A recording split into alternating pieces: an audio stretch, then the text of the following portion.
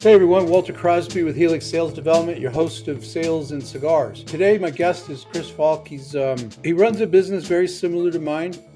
He's got a similar mindset. We hit it off when we sort of do the pre-interview to schedule the recording because we both think that you need to be, as a salesperson, you need to be on the phone, you need to send emails, you need to text message, you need to go see people, right? Nothing's dead. Everything works, everything doesn't work. It just depends on the day and how good you are at it and what happens that particular time. So that was how we started, and he uses some great metaphors. Like he talks about standard deviation when it comes to our clients and how we shouldn't go far outside of our mean. And he references how sales is similar to MMA.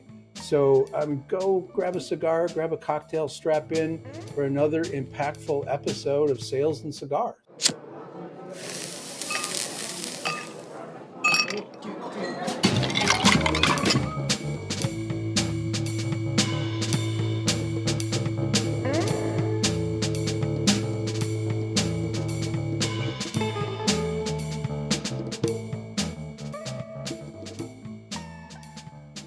Chris, welcome to Sales and Cigars. Looking forward to the conversation. Walter, thanks for having me. I'm looking forward to it as well.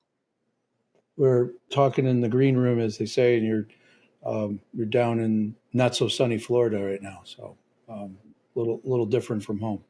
A little windy. A hurricane passed through and left a little bit of carnage behind, but it's starting to clear up now. Yeah, it's amazing how quickly they recover from that. And be able to just pick up the pieces and keep going. So good. So let's start with, is there a book or is there some sort of like business gift you give people on a regular basis, or a book that you recommend a lot? You know what's funny, actually? I don't have one specific book, just because I find that a lot of them are very targeted. So there's a few books, and when I talk to new salespeople who they went through the technicals, they learn how to operate the computers and do the cold emails and whatnot. But a book that never gets old is Gitomer's Little Red Book of Sales, and that's when I say pick it up. It's a quick read. There's a lot of good tips inside of it, and it's written that someone in grade 6 can understand it.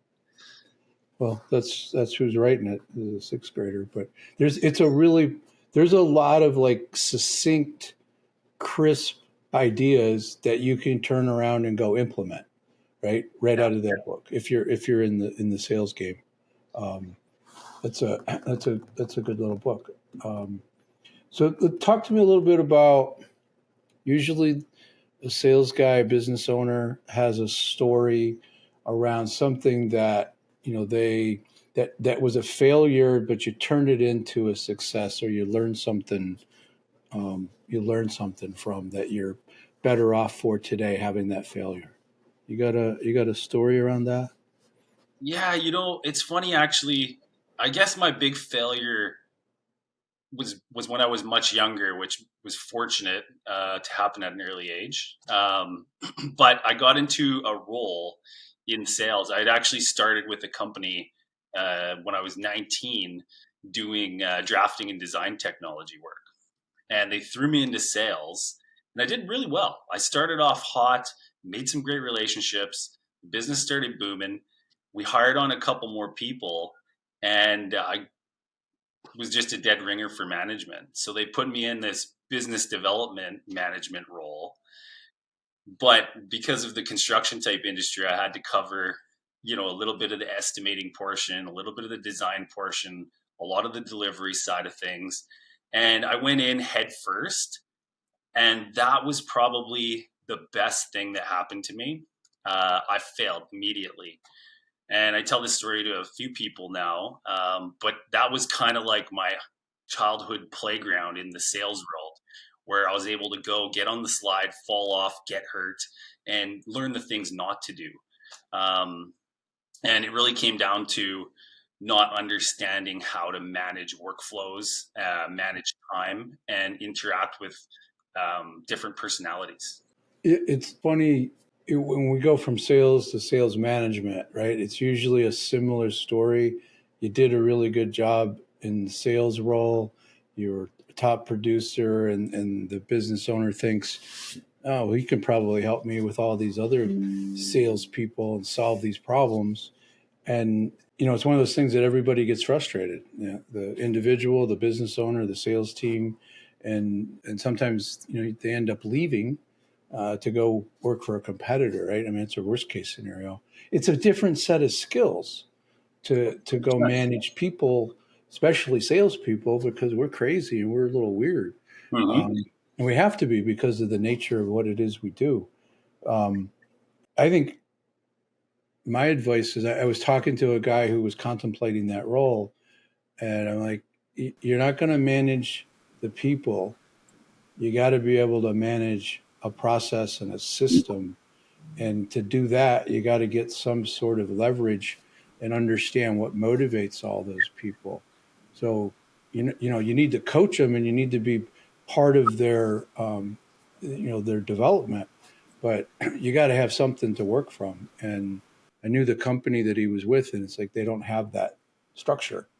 So you're going to have to start there. And he didn't take the role, but he started to build things differently. It's just it's interesting when I talk to a salesperson. We all have a similar story because I got promoted the same way, and it was like I like before I started, my wife asked me, "So do you know how to manage anybody? Because you barely manage yourself."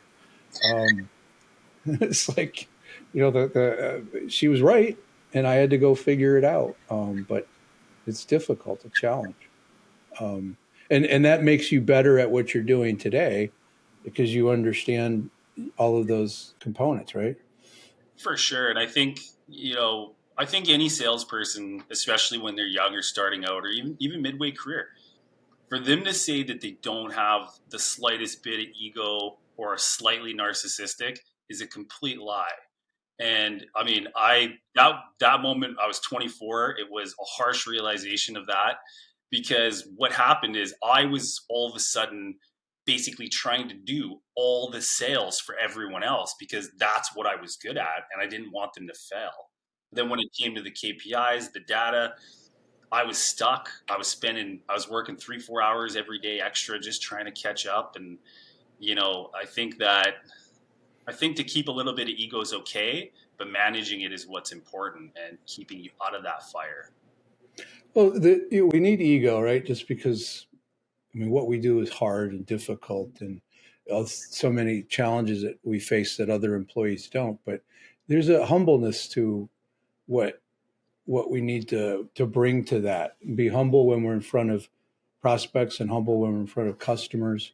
Be empathetic to all of that, and to learn that at a young age.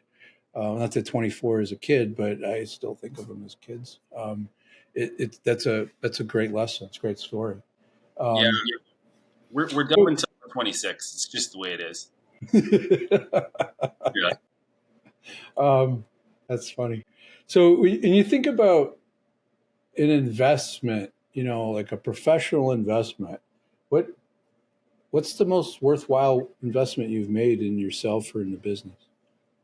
It's funny actually. I was naturally really good at communication. I picked it up well when I was a kid. My dad was reading us, Lord of the Rings when we were 7 years old and getting us to try to follow along. So we were able to communicate, write, read very well, and comprehend. But a huge, huge, huge investment I made was putting time into the empathetic side of communication and actually understanding what the other person was trying to get across instead of just focusing on my points.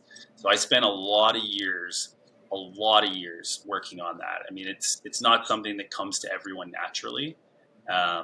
So I would say that, and as well, there's kind of micro investments I've made along the way. So, for example, when I was a rep and I was calling on pulp mills and oil refineries and whatnot, I would go to class and sit in classes that explained what they're actually doing. So I knew how their facilities were set up. I knew how they were built. I knew how they were run. I knew the technology inside of them. So understanding what my clients were doing on the inside was probably one of the 10x returns that I had on time in. And, once you've done it a few times, I mean, you can learn almost anything. Yeah, because you learn their language, you Mm-hmm. learn how they navigate their problems, their operations. Um, Anthony Iannarino calls that being one up, but it's literally a focus. If you can understand that ideal customers, what they go through, their operational issues or their sales issues or their manufacturing issues, governmental issues, whatever their struggles are, if you can get that and help dig into that and help solve those problems, because you can't really solve a problem unless you understand it. And you can only get so far asking questions and trying to understand it from that perspective. That's an interesting a perspective that I don't get very often. Is digging into that, taking a class on their business, and basically growing your business acumen about your customers. Well, exactly, right. And then when I walk in the door to offer my solution or discuss with them, even in a mild discovery, I'm I'm cutting back on all the questions I really need to ask, and I'm establishing myself as a peer instead Mm, of just some outside salesperson. So I come in and exactly. I'm like, "Oh, okay, cool. Are you guys running this process? Do you have this?" And they're like, "Oh, he knows what's happening at our operational level. We don't have to explain that to him. We can give him some more time to maybe hear out what he's got to say and discuss some of the things that might be a little bit more critical." Credibility is what you're bringing to the party, right? When you 100%. have that info, um, that's awesome. So, and that's really good advice for anybody that's 10 years into her career or 10 months into her career. You can still gather that information and go get that. That's great insight. Um, Talk to me about a habit or discipline that you've embraced that's really helped you be successful from an entrepreneurial perspective. I think that one of the disciplines, and it sounds counterproductive to what you hear a lot of people say, is I learned to say no and to Oh, mean it. And when I first started out, I wanted to do everything. I was Someone would talk to me and it was like, okay, let's go, let's do it. And then you get halfway down that road, and all of a sudden you're like, oh, I got to make a U-turn here. So learning when to say no and learning what my skills were, and not just my skills, but my wants and my desires were, and not overstepping my own internal boundaries. Because I find that, I mean, in the sales world, a lot of people define this like, with heavy ICPs and whatnot. But for me, I look at it more as what's my boundary on my ability and my skill versus my comfort level and my internal knowledge about their particular industry or process. So that's one thing that I've really focused on. I had a client come to me, you know, a year ago and say, "Hey, listen, we really liked hanging out with you and chatting with you at an event. We want to work with you." And I wanted to say yes because I really liked the team and I thought that they were going to be successful. But after I started to review it and think about it more and take that time to, you know, kind of put my discipline into practice, I had to walk away just because they weren't going to get the same benefits from me that they would have from someone else, maybe yourself, who has more experience in their industry and can help them, and not just help them better, but streamline the help. So I well, but that kind of no, um, is a lot of empathy there, right? You're really taking into consideration what's best for the client, and I don't care. That's hard to do sometimes, especially early on in somebody's career, but it's hard to do even later. But it's by doing the right thing for the right reason, I think always pays dividends, especially if you can be a resource to say, hey, you should go talk to Carrie or you should go talk to Bob, because I think they're a better fit, and here's why. I love that. But where I went with the idea of the no is that's sort of my default when it's somebody wants me to do something, right, from a vendor situation, or somebody wants me to take on a task that I haven't done. Typically if I go no and have somebody try to help me understand that, or I dig into it and maybe I change my mind, but staying in my lane, Mm-hmm. that's where I don't get into trouble. If I can stay focused, my energy level stays high. Patrick Lencioni talks about it being, on your working genius, where when you're doing those things that doesn't feel like working. I mean, that's where we're in our happy place, and that's where we shine. But it takes discipline to do that, and it's the discipline that you're, with that client that you really liked, and you knew you could help them, but where you're the best fit, that really takes guts. To It's pull that tough. off. It's tough to walk away from that, but I mean, I have so if you're familiar with statistics, like a standard deviation chart. So I have my ideal clients at my mean, and I don't go past like 2 standard deviations from the mean on where my skill set is. So it's kind of a pathway, and it kind of keeps me disciplined on that. But let's be honest, when times are tough, everybody's trying to chase any opportunity they can. Yeah. That's when you really have to have that staying power on Yep. your personal discipline, right? So, and that's where things are these days, right? Hey, thanks for being part of the Sales and Cigar community. I wanted to share that I wrote a book, The 7 Critical Mistakes CEOs Make with Their Sales Organization. The CEOs who've read it tell me I cut to the chase quickly, get to the point, explain exactly what they're experiencing, why they're experiencing it, and how to fix it. So if you want a free copy, go check out the link in the show notes. Now let's get back to the interview. I think it's the first time somebody's mentioned standard deviation on this program ever. And it's been a couple years now. So Yeah. First. So, I mean, we talked a little bit about this before when we chatted before we started the recording, but what do you hear from the so-called gurus, the people that are posting stuff on LinkedIn that just pisses you off, that really, you don't think is helpful? You don't have to name names, but No, I wouldn't. I won't name names because even a lot of the people out there that are kind of passing off bad advice, they're still great at what they do, and they do have a lot of good advice. It's just they're not positioning the advice appropriately. Like if you're selling medical devices or you're selling, travel trailers and leisure RVs, your approach and what you're going to say to your client is going to be completely different. So what happens with a lot of the advice is just generalized standard. So you have this entire breadth of sales professionals trying to absorb it and trying to put it into practice. Then it doesn't work.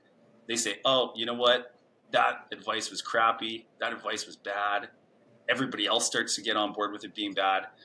Then the influencers decide, you know what? We got to keep our follower count up. Let's just change it a little bit. Right? So I think that you're not giving directed specific advice is the one big thing. But what I hate is that you have a couple different camps who say the phone is dead or email is dead. And I think that this is the worst advice anyone can follow. And I say this myself on social medias, on podcasts, different types of events, that you need to be a Swiss Army salesperson. You need to be. You got to use every arrow in the quiver. And you know what? The email arrow may not be as powerful as the phone call arrow for you, but you still got to use them. And you got to know which ones are more powerful and which ones are going to get you to the end result that you need, for not just for you, but for your clients as well. Because a lot of clients are starting to speak up and influence things and say, hey, listen, don't email me anymore. I won't open it. And now people are getting scared about that, and they're trying to change their tactics. So I think the worst advice that people are trying to give is say, only do one thing, learn to do it well, and forget about the rest. That to me is the worst advice anyone in sales can ever take. Yeah, I completely agree. I've positioned it as nothing works and everything works, right? It just depends upon the day. You need to be good at all of those things. You need to be creative and you need to be authentic. But I think the thing that people leave out often is being consistent with their messaging, and staying true to their values, staying true to the purpose. And there's nothing wrong with saying, cold calls suck. They're hard to do. It's difficult, but it's part of what we need to do. And I've got the last two pieces of business that I've won was because the guy, when I asked that question later on, the guy's like, "Because you called me." Mm-hmm. I'm like, "What do you mean?" He's like, "You picked up the phone and you called me, and you called me 5 times, and we had a conversation, and that's not what people do." That was earlier this year, but I think that statement could have been made any time in the last 10 years. It's I think I need to get better at emails, Mm-hmm. right? Because I don't like it, and I don't like receiving them. I mean, you have no idea how many times I hit the delete button in a course of a day. Probably as many as you, but that that connection on the phone, it still gives me a charge, like it did when I was 24 years old. Because I would make 489 dials a day, right, and talk to four people, and three of those would hang up on me. But but it was just part of with the chops that we had to develop. So I'm glad there's other folks out there who, you got to be, the Swiss Army knife idea, or that you got to do a little bit of everything, and you got to be more than competent at all of it, and be creative. So Exactly. As soon as you discount one strategy or tactic, you limit your potential. It's like that. I have a bit of a martial arts background, and I tell people this. I say, look, you don't see a guy who only does karate go into UFC. You don't see a guy that's only a boxer go into UFC. And there's a reason that mixed martial arts is, become kind of the paramount of martial arts, is because it is mixed. They're taking the best of every potential technique and tactic and strategy, and they're melding it together to form what their game would be, right? And I think more people need to see that and say, okay, cool, I do need to do some of this other stuff. I love that, comparing sales to mixed martial arts. That's we just put salespeople in a cage and let them go. That's fun. Interesting. So this is a weird question, but I like to ask it. Why do results matter? Well, there's two reasons. And one of the reasons is that the results are going to validate your efforts for yourself. Okay. That's one of the things, because if you continue to do something and you have mediocre results or less than stellar performance, and you're not seeing that happen, you're going to get into this downward spiral. You're going to try new things that probably don't work. You're going to try new things that do work. And then when you do find that thing that works, you know what's going to happen? You're going to change it anyway, because you've built this habit now of continually changing your process every 3-4 weeks. And I see this a lot. You see it a lot in the social media world, where people, I'm trying something new. And it's like, what are you trying something new for? You haven't even gotten good at the one you were doing first. So that's one of the reasons. The other reasons why results are important is because we're all in the wheel of commerce. Every single one of us. Everything we do is spinning that wheel to continue to grow the economy, to drive that economic engine with whichever country you're in and globally. And the better your results are, the greater impact you can have on that entire wheel of commerce. And I think a lot of people, especially when you look at the new silos that are so involved in sales, where you've got 5 different salespeople to make one sale, they're not seeing that. They don't feel. They don't understand that. No, you're all a spoke on the same wheel. And if one of you falls apart, your results aren't there. None of those spokes are going to drive that wheel properly. Well, So that to me is one of the important reasons. I always, whenever I ask that question, I always get an interesting answer. So Thank you. I love that. It's a bit of a loaded question. It is, Yeah. but it doesn't. It can be unpacked, and you did a nice job of you know, identifying a couple of areas as to how it's for the individual as well as the community, Mm-hmm. the impact idea. Um, so, in terms of your like, what are you most proud of when it comes to your professional career? Take personal life out of it, business wise. You know what? The thing I'm proud of most, and I think it's just me and my mentality. I'm proud that I am client first. You know, as a founder, as a CEO, as an owner of my own operation, I don't tell people. I don't say, "Hey, yeah, oh, I work for myself," because I don't work for myself. I work for my clients. You know, Yeah. and that to me is if I can help 10 people win over the next 100 years, I'm happy. That's what I want to do. I want to help people achieve the results that I had in the past. I want to see them reach their potential and be able to go somewhere else, try something new and reach their potential there as well. So that for me would be it, is that I'm more client focused, or I guess you could say I have a bit of a client centric emotional attachment to my profession. Yeah, when you're, I was talking to my daughter earlier today, and she's getting excited about this thing that she's doing that she started off as trying to help somebody out, and she's seeing that there's a potential business there that she can lean into as she graduates from college. And I told her, it's like, you know, when you find something that you're passionate about and you can earn a living, or even earn some portion of your living from it, you're not working, No, right? You know, I was sitting in a cocktail bar with my wife a few weeks ago, and a client called me. It's like 7:15 at night. We're getting ready to go to dinner, and so, you know, I need to talk to him. And she's fine. She understands, and you know, the appreciation that he shared for me taking his call, because he just needed to get something out of his head and to have somebody bounce it back to him to make sure he wasn't thinking, you know, crazy. You know, it was 15 minutes out of my life, but when I got all done, I was excited, right? Because I added some value to somebody just by doing something that was easy to do, picking up the phone, right, and having a conversation, because I enjoy that, and so it wasn't really working. And 15 minutes, my wife didn't have to listen to me talk, so she wins too. she So gets a break. Yeah, I mean she you got win a it, break. right? Yeah, win Yeah. win. Um, any parting thoughts? Like, so, I mean, you said a bunch of things here that are interesting. We're in a very similar space, you know, in terms of what we do. Um, you know, what's the best way for people to reach out and say, hey, I want to learn more about you and what you do?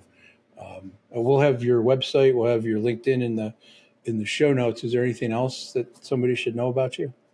Yeah, I mean, website, LinkedIn. LinkedIn's actually perfect. I like the chat function, which helps out. My number, I put my number up right on the internet because, like you, I love the phone. So if somebody calls me, I'll never turn a call away, or I'll never not return a call. So I do love phone calls. I like to have the chat. It's a good way to kind of press each other to see if things can move forward in a positive direction for both. I think. Mhm. So those are kind of my ways. I've got my phone number on LinkedIn as well as my webpage. That's under construction right now, though. It's a little bit of a hack job on it that we got to clean up and readjust. But They're always a work under progress, though, right? You're always thinking about your website. You drop 20 grand, and it's like, now I got to go fix it again because it's not the way that you thought it was going to be. So it's no, crazy. I want to go back to the simple one page. Here it is. Here's everything. Here's a phone number. Call me. Yeah. Get rid of the flash. Make it simple. Make it easy. Maybe we should try that, where we just put the name of the business, you know, who we serve and why we serve them, and put a phone number and call it a day. Right? It'd be like all above the fold. We should try that. See what happens. And Uh, that's what we're doing. We're going to go to 3 pages. That's it. And it's going to be simple, here's everything we do. Here's an infographic. Here's a picture to make you feel good, and call us. It's free. I think a lot of what happens is that the call is frightening to people because they get on the phone and it's instantly pushing, and it's like, no, I'm interviewing you right now. I want to see if I'm the fit for you, because if I'm not, I'm going to direct you somewhere else. So I think that's a stigma we got to get rid of on the Well, phone. that's part of what we do to try to teach salespeople to stop pitching and start talking and having a conversation with a little curiosity and a little empathy. I was talking to a sales guy this morning. It's like, look, everything that you've been doing for the last 20 years, stop. Right? Yeah. Because that's not what we're trying to do here. What we're trying to do now is understand whether these people, we can help them. Do they have a problem we can help, and do they want help? Right? Is it a big enough problem to resolve? I talked to a guy, I think it was in March, and he had a $50,000 a month problem, Mm-hmm. right? And we were talking about it, and it was something I could help him with. And I'm like, okay, well, is that $50,000? Is that a lot of money? And he's like, well, I got another problem that's costing me about $500,000 a quarter. So we started talking about that. And I'm like, dude, I can't help you with that. Mm-hmm. And that's a way bigger problem. Mm-hmm. So I know a guy. Why don't you go talk to him and see if he can help you with that problem? And then when you solve that, let's go try to solve the little $50,000 a month problem. Yeah. And, he called me back a couple months later. He's like, I'm almost there. And I got credibility because it's like, that's bigger. Let's go deal with that. I think that speaks to what you were talking about earlier, being client-centric, being, focused on what they need, what's the right thing to do for them. And that's not pitching. I'll tell you that. You're not selling. You're building your client base, right? And then you should want to build clients. Clients are staying with you forever. I don't want to sell anybody anything. I don't want to make a sale. I want a client. I want somebody who calls me like you get calls at 7 in the evening. I get them too, and that's what I want. You can call me off hours. You can ask me a question. I'm not going to send anyone a bill. We're not going to try to sell you a package. Let's build a relationship. Let's work together long term, because no one's going to fix problems overnight. I don't care what anybody says. Nobody can fix a problem in a week. It's just doesn't happen. So unless you're a plumber, I mean, that's usually those people. But our stuff doesn't happen in a minute. You're right. No, it can't. I mean, we can expedite it with experience, but you need a relationship. There's got to be trust. 100%. So last question, any relationship, because you're down near, Cigar City, Ybor City, Tampa area, any relationship with cigars for you when you're back home in Canada? Well, being in Canada, we get access to all the Cubans. So I prefer the Monte Cristos. I don't have time anymore to sit back for an hour or two and relax. I got young kids running around all the time, so I don't mind the petites. Those are a nice little treat for me every once in a while. Nice little respite. I love it. That's good. Yeah. All right. I appreciate your candor, your perspective. When we talked originally on the telephone, we realized that Carrie was right for connecting us, that, we had some common ground, and maybe there's something we can do down the road to help each other out. So thank you for taking the time and being on Sales and Cigars. Yeah. Thanks so much for having me, Walter. I appreciate it. And I look forward to developing the relationship over the coming years. Enjoy the fishing tomorrow. Hopefully the weather's good. I think it will be. I love sharing secrets when I figure them out. That's why I created this program called Sales Hiring Secrets. Early in my sales management career, I was terrible at hiring salespeople. They failed more often than not. Then I discovered the secret that you can't hire salespeople the same way you hire everyone else. That's why everyone fails. In Sales Hiring Secrets, I'm going to teach you all of the secrets to understanding what you really need your salesperson to do, how to attract an ideal candidate with a unique job posting. I'll teach you how to save time and money by only interviewing candidates that are a good fit. I'll share the secrets to an interviewing process that ensures success. And the one big secret that everybody gets wrong is how to onboard a good salesperson so they ramp up quickly and stick around. I'm doing the Sales Hiring Secrets program on a monthly basis. You can click the link below to figure out when the next Sales Hiring Secrets program is scheduled, and you can sign up. Click the link below, and you get all the details. And it's designed for you to bring your entire team so you can get everybody up to speed quickly. Thanks. Look forward to seeing you on the other side.